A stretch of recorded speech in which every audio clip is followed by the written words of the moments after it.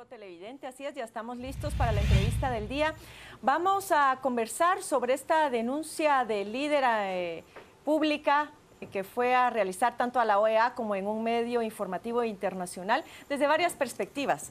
Vamos a tratar de determinar las intenciones, es decir, si esto es parte de alguna estrategia o fue una acción en solitario. Vamos a analizar la imagen del candidato de líder, vamos a analizar su discurso para finalmente aterrizar en cuanto al impacto y los efectos que esto pueda tener de cara al proceso electoral 2015. Para ello nos acompañan esta mañana el licenciado Silvio Gramajo, él es experto en comunicación política, y también el licenciado Estuardo Castillo, quien es director de la agencia Mente Brillante. A ambos bienvenidos.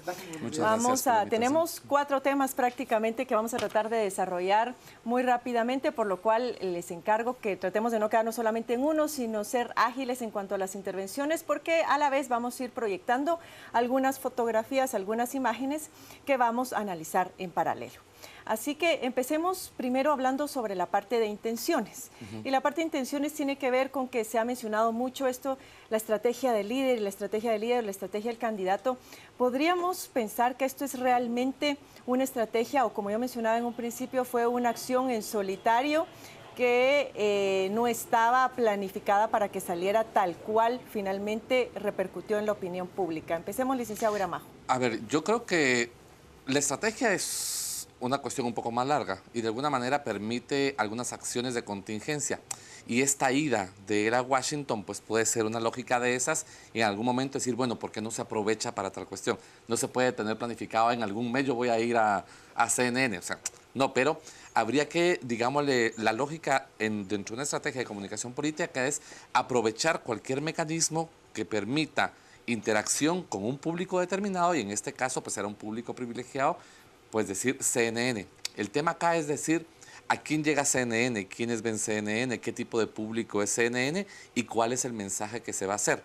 Si bien es cierto, no se podría plantear o decir dentro de la estrategia aparece esta cuestión, hay elementos que permiten pensar de que son cosas que van surgiendo, digamos, de la espontaneidad o del contexto, que son posibles hacer. El tema es cuando se hacen, si se utilizan bien y de qué manera. Cuando usted mencionaba del público, y vamos con el licenciado Castillo, ¿quién mira CNN? Es decir, aquí el impacto fue a nivel internacional. Exacto. Y por el otro lado es a nivel de nuestro país, por las personas que tienen acceso a cable. Por eso es que Gustavo Berganza atinadamente cuestionaba ayer el alcance de los impactos que esto podía tener, porque quedaba circunscrito a un grupo relativamente pequeño de la población. ¿Cómo lo ve usted? Lo que sucede es que cuando nosotros accedemos a un medio de esta magnitud de la estrategia política, me dice, una cosa es cómo trato yo los problemas en casa y cómo los trato en público. Una pareja que se pelea, una cosa es los problemas que tiene en casa, que los puede solucionar de una manera, y una es cómo se presentan a la sociedad. Manuel Valdizón, al presentarse en CNN, el alcance es mucho mayor. ¿Qué es lo que pasa, por ejemplo, cuando la noticia llega a inversionistas en Europa, llega a inversionistas en Centroamérica, llega a inversionistas en Sudamérica? Él dice, ok, ¿qué es lo que está pasando en Guatemala? Parece que el gobierno actual o hay una comisión internacional que está atacando. Esta comisión viene por Estados Unidos, y hay países, por ejemplo, donde Venezuela, donde no se quiere Estados Unidos, y al llegar este mensaje generan un apoyo automático internacional hacia las palabras de Manuel Valdizón. Es decir, que en este caso uno podría pensar, a decir por lo que nos está mencionando, que más bien esto se revierte, porque es como ir contracorriente del apoyo que se está dando al organismo que específicamente él fue a denunciar, que es la CICIG. Mencionaba también lo de la misión de observación, algo que ya default hace la OEA permanentemente, y de hecho él hace la denuncia o informa más bien que había ido a pedir el apoyo de la observación un día, y al día siguiente ya prácticamente la misión estaba instalada, que tampoco podríamos decir es algo que se atribuye a esa petición que él fue a hacer ante este organismo. ¿Podría pensarse en que más bien el efecto va a ser negativo entonces? Yo digamos, viendo un poco la lógica de que no necesariamente todo acto comunicativo puede generar votos, pero me da la impresión que están un poco presionados y andan buscando esa lógica. O sea, creo yo, que lo que dice el colega es cierto. Tal vez buscar otras lógicas internacionales podría permitirle a él en algún momento, pues tener otros réditos, digamos, a nivel de conocimiento, porque él simplemente es político. Él internacionalmente es conocido porque es el candidato a la presidencia de Guatemala. No es alguien que tenga conocimiento internacional porque trabajó en organismos internacionales, o sea, un empresario, digámosle, internacional. No. Entonces yo creo que lo que quiere es posicionarse, pero el problema es que la mitad del mensaje fue la victimización. Y entonces me victimizo y le pego una patada, digámosle, al ente internacional, que la mayoría de los fondos viene de ese país donde supuestamente también me voy a quejar. Entonces, ahí hay cosas un poco... Y que está reclamando justicia, ¿verdad? Claro, Como pero uno de yo los creo requisitos que para el apoyo yo creo que lo más económico. importante de eso, a la pregunta que tú hacías, es en cuanto al tema del público. Yo creo que la gente que ve CNN es gente que le interesa la parte internacional, pero internamente es la gente más informada y más formada. Y más crítica, por lo Claro, y mismo. más crítica. Entonces, el mensaje que debe darse debe ser sustentado, debe ser con argumentos, debe ser certero, porque si no vemos lo que pasó. O sea, le votaron a él prácticamente la entrevista. Quiero pasar a la parte del mensaje, pero antes quisiera dar un pequeño giro y hablemos de la imagen del candidato. Y para eso tenemos preparadas algunas fotografías. Decir, ¿qué podríamos decir que es lo que más destacó? ¿Qué son aquellos elementos que a veces pasan como desapercibidos, pero que tienen un impacto directo en el público televidente que está recibiendo ese mensaje? A nivel de lenguaje corporal, cuando hicimos nosotros el análisis, se puede dividir en dos partes. Fueron 3 preguntas o 3 argumentos que él da. En la primera parte, este es el gesto más recurrente, la lengua. Cuando nosotros tenemos miedo, existen gestos de autoconfort. Estos gestos de autoconfort me dicen a mí, tranquilo, vas a estar bien. Vamos, chico, tú puedes hacerlo. Como estos gestos van evolucionando conforme la edad, por ejemplo, un niño pequeño se va a autoabrazar. Cuando somos adultos sacamos la lengua y este gesto lo que hace es esa sensación de poder y bienestar que yo necesito en ese momento. Pero se miraba muy nervioso y más bien ese nerviosismo lo que pareciera que transmite es inseguridad. Algo que llamó mucho la atención en el público fue lo sudoroso que estaba. Es que era tan evidente que sudaba, él mismo se limpiaba el sudor permanentemente, incluso hubo un comentario en las redes sociales que decía, bueno, este hombre está sudando más que Barrondo durante la última maratón. Exactamente. A nivel del lenguaje corporal funciona de la siguiente manera. El sudor tiene una función en nuestro cuerpo que es mantenernos internamente a 36 grados. Si la temperatura sube o baja, nuestros órganos internos se dañan. Entonces, nosotros vamos a sudar. ¿Para qué? Para mantenernos a salvo.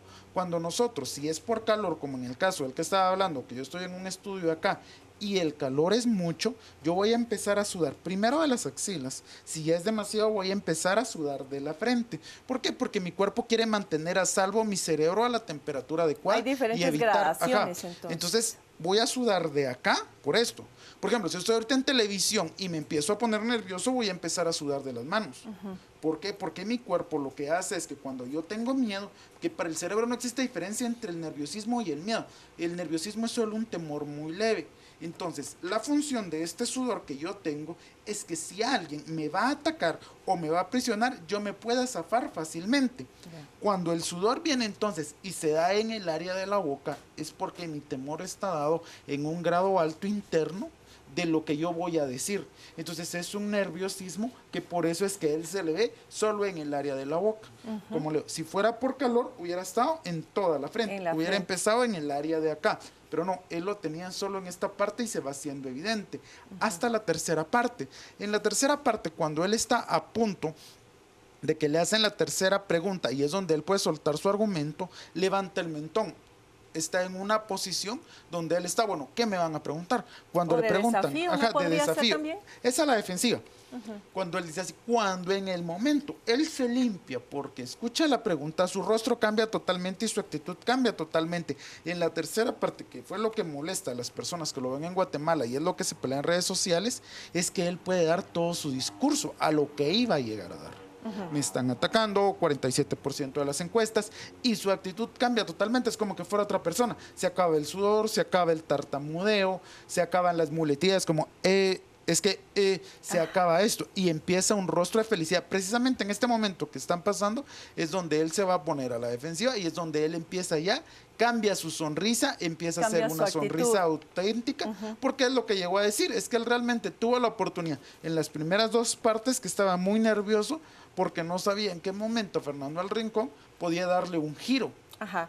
Como y aquí ya lo lleva a la zona de confort. Cuando lo lleva a la zona de confort, ahí nuevamente vimos cómo saca la lengua. O sea, esto no es humedecer los labios, es solo un gesto de autoconfort. Entonces, cuando lo lleva a la tercera parte es muy interesante, porque entonces él ya es feliz. Sí. Y el discurso, otra cosa que es muy impresionante, es que cuando él habla en la tercera parte, no hay gestos que indiquen que miente. Cuando él habla de que él se siente atacado, los gestos son auténticos. Él realmente lo ve él y realmente lo cree se siente una de esa víctima. manera. Quisiera pasar ahora con Silvio Gramajo para ver si tiene algo más que acotar. Yo creo que, digámosle, a mí lo que me pareció importante, digámosle, de la entrevista es cómo en algún momento, volviendo un poco al tema que decíamos, digamos, la gente que mira CNN puede estar un poco más formado, más informado, es que a mí me sorprendió muchísimo la conducción de la entrevista en sí.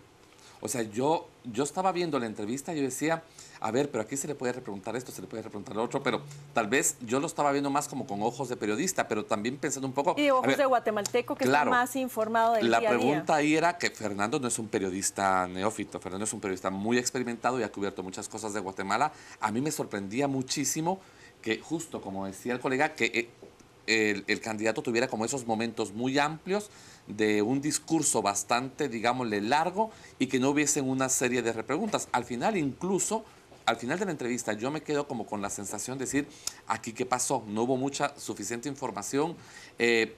No estoy diciendo que en algún momento, en primera instancia, uno podría decir, el candidato está mintiendo, pero sí podría decir, hay información que se puede contrastar. Sí. Y no pasó. Entonces, pues, si lo vemos desde la comunicación, yo creo que uno podría decir, bueno, el candidato del líder pues obtuvo un buen espacio en una mega cadena internacional de mucho impacto y pues uno podría decir, bueno, podría saberse ganador. Incluso en la última parte donde a él lo dejan extenderse, pues podría decir, bueno, dijo lo que quiso decir, lo dijo con suficientes argumentos y no hubo unas repreguntas. Claro, lo que no se esperaba él, creo yo, fue la estocada de la entrevista del día de ayer. La contraentrevista. Claro, la contraentrevista, que también sobre eso vamos a conversar. Pero sí, yo creo que también tiene que ver con la personalidad de Fernando del Rincón, que es una persona que ha sido muy agresiva, digamos, muy incisiva en sus entrevistas y tal vez por eso también pretendíamos más. El otro factor era eso, estamos como más informados. Estos son periodistas internacionales que si bien dan seguimiento a todo el acontecer internacional, pues no van como al detalle, pero efectivamente esa fue una de las críticas a la entrevista de Fernando del Rincón. Vamos ahora, todavía no estamos listos para leer las redes, porque entonces hay otro elemento que yo quisiera señalar sobre el manejo de imagen, y esto tiene que ver con el movimiento permanente que el señor Valdizón tiene, especialmente en la parte final de la entrevista. No sé si, bueno, usted imagino que sí lo tomó en cuenta, que sí lo observaron. Algo que pasa que es muy interesante primero es que él no lo toma desde el punto de vista personal. Por ejemplo, él nunca habla de Iván Velázquez, habla del comisionado. Él no lo pone en un contexto personal. ¿Para qué? Para que no se sepa el nombre, para que no puedan expresarse emociones, porque en el único momento donde se lo mencionan, él hace un gesto de desprecio, o sea, el sentimiento hacia Iván Velázquez es muy claro, no le agrada. Entonces él viene y evita esto. En la última parte él se logra desenvolver, accede a un mercado más grande porque él sabe que en ese momento puede cambiar o revertir la situación internacional. Como le digo, buscando mucho el apoyo de decir, ok, Estados Unidos se me entromete en mi país, ¿quiénes más están en desacuerdo? A nivel internacional, que Estados Unidos se interponga en sus países, obviamente iban a haber muchos países y muchas reacciones que le iban a dar en ese momento la razón. Entonces, por eso es que es este discurso de victimizarse que es muy bueno porque en ese preciso instante le da la razón. Pero como decíamos acá, hablábamos, colega, sí tiene toda la razón. No esperaba que Fernando del Rincón dijera, ok, ¿Qué pasó? Porque en las redes sociales todos me atacan.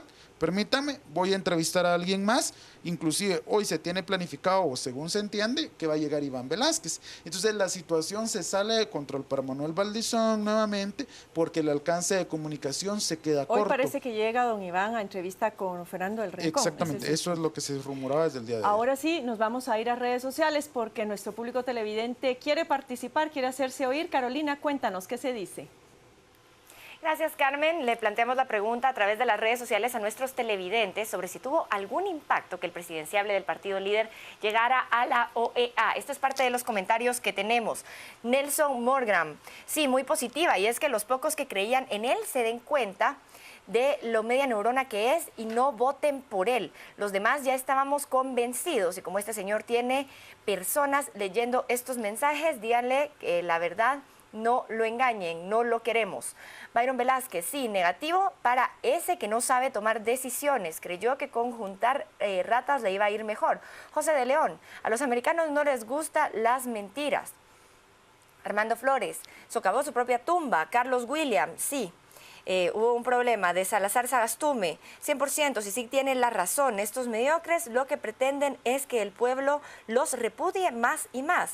Mike Castillo, no, ninguna, porque la OEA está a favor de lo que la CICIG se quede en Guatemala y apoya en proceso.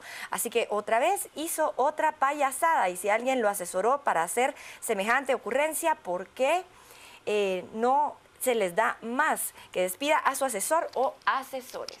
Esta es parte de los comentarios que tenemos a través de las redes sociales, Carmen. Vemos cómo nuestros televidentes están seguros que esta visita que realizó el presidenciable del partido líder a la OEA no tuvo ningún beneficio para él, pero sí para la sociedad guatemalteca, porque se pudieron dar cuenta de lo que se está viviendo, y además se puso él en evidencia de lo que está pasando. Gracias, Carolina. Un efecto, al parecer, contraproducente, tal vez no medido, o no sé si sería medido por el candidato, pero ir contracorriente, ser tan impopular en un discurso, sobre todo en las áreas urbanas, de rechazo a la CICIG, de señalamientos, inclusive hablando de que se le estaba tratando con saña, que había saña detrás de todas estas acciones, ¿pudo haber sido adelantado o anticipado por el candidato, no? Para ir ya a la parte de los efectos que esto pueda tener no, en términos electorales. Yo creo que no lo anticiparon. O sea, la lógica era, vamos a ir a hacer una visita a Estados Unidos. Luego de que es un chiste o es un rumor, ¿quién le pudo haber conseguido estas entrevistas y todo esto? Bueno, pero digámosle, venir y decir, voy a ir, me van a dar un espacio privilegiado en CNN, entonces me imagino que se preparan para aprovecharlo. Pero para mí el problema, digámosle, no es eso, sino que viéndolo desde otra perspectiva. Si a mí me invitan a un programa y me van a poner una contraparte, pues yo pienso y me preparo para ver con mi contraparte cómo voy a ir yo, y al final venciéndolo, digámosle. Pero tengo esa posibilidad. Aquí ciertamente me dieron todo el espacio. Pero el tema es que en la entrevista de ayer todo el mismo espacio se la dieron a mi contraparte sin yo estar presente.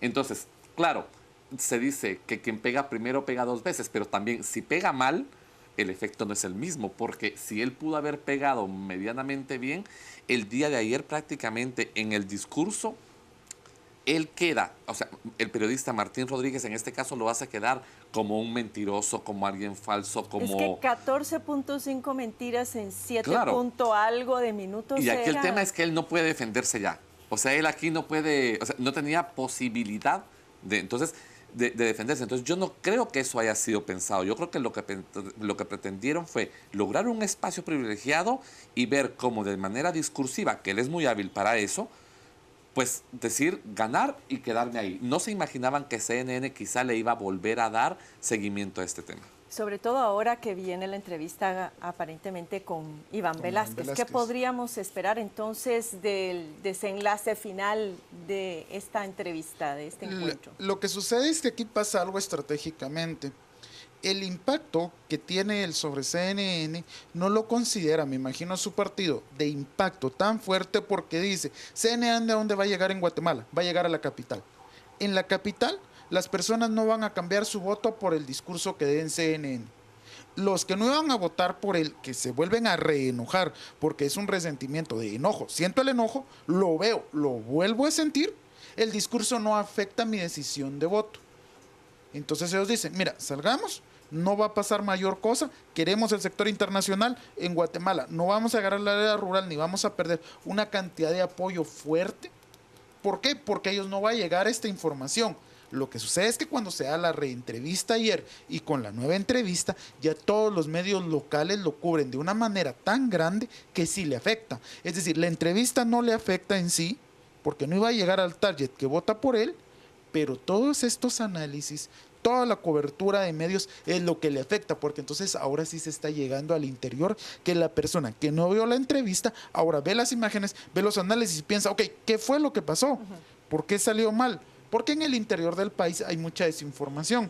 Entonces, solo con que uno salga y se aleje unos cientos de kilómetros del país y empieza, bueno, pero acá la situación es otra, acá él vino, nos dijo algo, nos convenció, pero toda esta información está llegando como una bola de nieve, muy lenta, pero está llegando. Pero finalmente llega. Exactamente. Se nos ha terminado el tiempo. Muchas gracias al licenciado Castillo y al licenciado Gramajo por tan interesantes intervenciones. Vamos a ir ahora a la mesa principal con Carolina y con Mario, quienes tienen más información para nosotros. Adelante.